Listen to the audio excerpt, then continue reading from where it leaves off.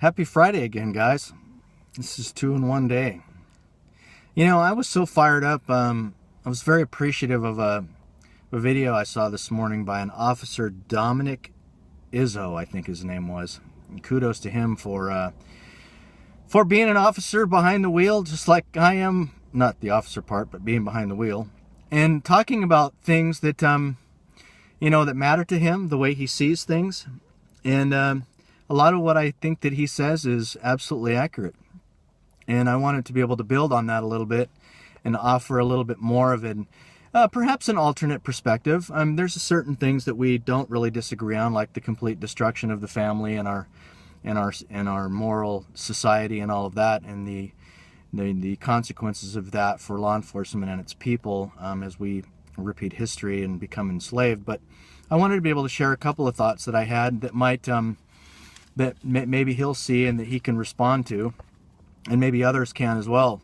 And one of them is just really asking questions. I don't really want to make any statements in opposition, because it's not so much that I disagree, because when we try to communicate, it's all about just sharing perspective and really see what each other's really thinking.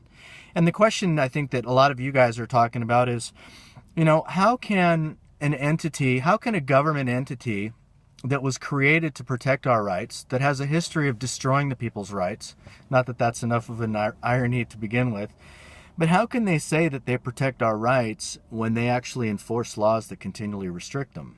Now, I realize that their job is to enforce the law, but at some point, I think that they used to have, they could use discretion. And I think at some point, when we're pulled over, we're told, the law is the law. If you have a problem with it, take it up with the legislature. And to some degree, that's true, but I believe to some degree they also have discretion. Also, there's Supreme Court cases for years and years that have basically said that any law that is in contrary to the Constitution is null and void. So that should probably be considered, especially since the average American today believes that the Supreme Court is the supreme law of the land. So I really wanted to be able to put that out there. A lot of them, not to deviate too much, but we hear a lot of Americans say we love our military and we love our kids, and I would really suggest that the average American really does not. I don't believe they love our military at all. I don't believe we love our kids anymore, and there's reasons for that. And part of it is relaying to what I'm talking today about. A lot of what the average American like me, and hopefully we're becoming well educated, has a problem with, that maybe law enforcement isn't really aware of, is the idea of the creation of laws and the conflict of interest. When laws were created, they weren't created to prevent or to prevent crime. They were created to be able to deter crime through punishing it when people had committed crimes. Therefore, it prevented the ability for government to be able to get involved in thought crime and pre-crime and those things, and enslaving people without due process before they've actually been before a magistrate. So I think a lot of that has been forgotten. The use of law is completely different now than it used to be, and I don't think people realize that because we don't know our history. A lot of it too that people get frustrated about, and I'm no stranger to this, is things like, people say, Tom, why don't you just get over the ticket issue? But the tickets issue is really worth talking about, I think. A lot of it is, when you look at it, when laws that the government creates are a conflict of interest, it creates a problem with the American people, because the tickets now are used to cush retirement rather than used to be able to put into the general fund to be able to fund people to go before their magistrate or before an attorney. If you can't afford an attorney, you should still be able to be entitled to justice, and I think part of that would happen if the fines actually went toward the general public and not towards cushing of retirement funds or PERSI or whatever it has been. So I don't say that out of disrespect. It's just, when conflict of interest becomes a problem, it's an agitation factor for the citizens as they continue to fund government. The other one too is the influence of nonprofits. When you have a nonprofit influence, you have an entity that is subsidized in part or in whole by a government, and they could be communists for all we know.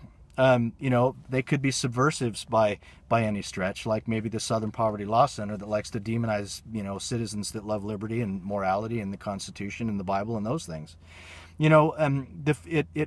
So it's funded by government organizations, but it takes control away from the people in order for them to be able to use their high-powered lobbyists to be able to contort policy and use the law to be able to restrict the people's rights. A lot of it is like environmentalism and, and some of those issues, So, and the other one, obviously, I mentioned was crime prevention. It actually is used preemptively instead of, and also in addition to punishing crimes.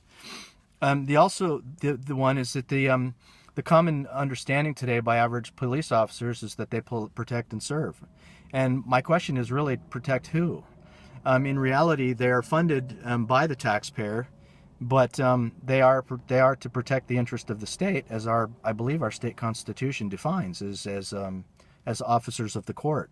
If they're officers of the court and they're being funded by the city, which is funded by the taxpayers, they're actually controlled by that particular entity, where I believe to some degree the people actually lose control of their government.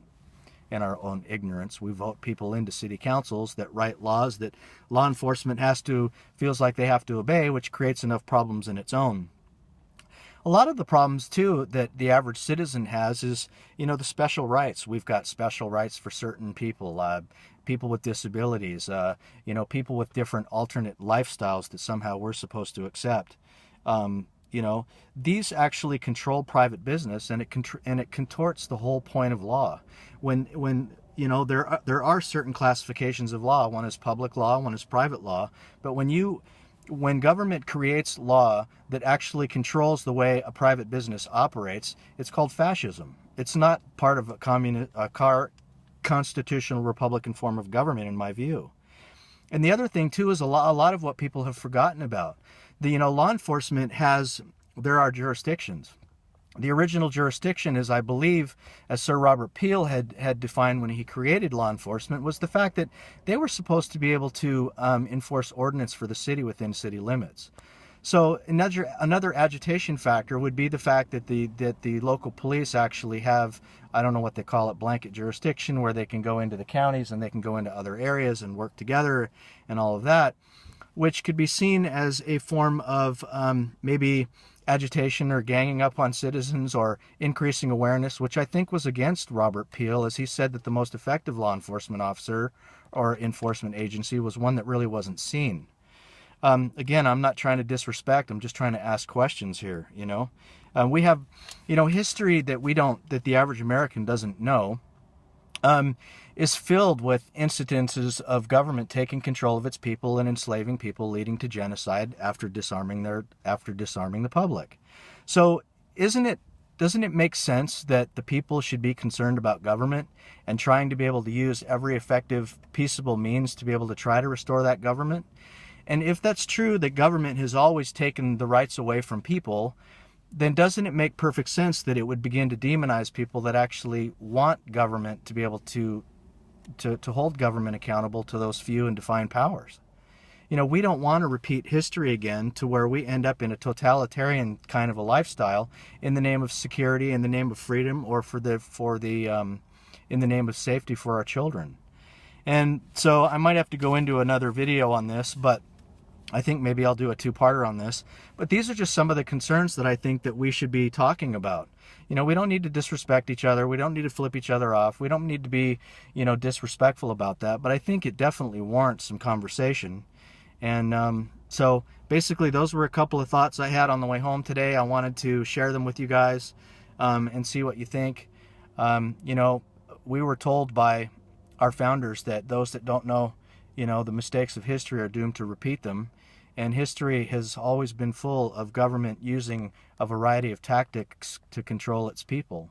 So this, I think, should definitely be considered, when law enforcement says that we need to be in full compliance. It might be a little bit contrary to the principles, because I think it was Jefferson that said that, obedience to tyrants is disobedience to God, which could be why the governments have always tried to destroy God from society, making government the new God. So anyway, those are just some thoughts on Friday. Hope you guys are going to enjoy your weekend, and we'll see you soon. I love you guys. Bye.